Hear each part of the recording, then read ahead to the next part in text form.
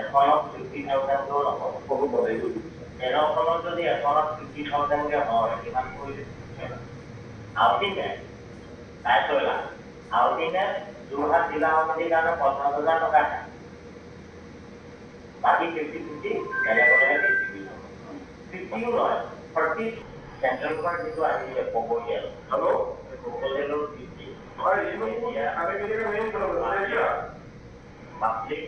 আৰু এনি অৰ্গেনাইজেশ্যনৰ গোটেই মেম্বাৰ এনে স্কুলৰ কাৰণে আমাৰ আপোনালোকে পেমেণ্ট এটা দিব লাগিব আমি দেউটো কাটিয়া তোমালোকে 5 লাখ টকা দিব লাগিব 5 লাখ টকা দিব লাগিব আৰু প্লেন এণ্ড এষ্টিমেটৰ যিটো বিষয় লাহেকৈ তোমালোকক দিম ঠিক আছে সেই বিষয়খিনি যদি হয় এতিয়া চাৰা কৰিবা পাব্লিক মিডিয়া তাত গৈ হাজিৰ হৈ যাব হুলস্থুল হ'ব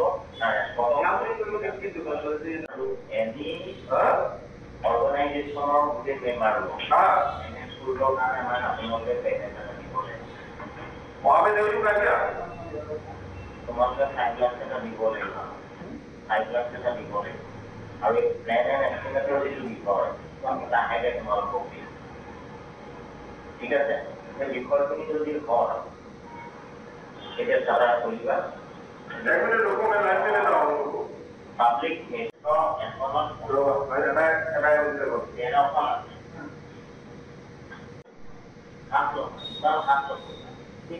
কাৰণ এইটো এখন ভাল নহয়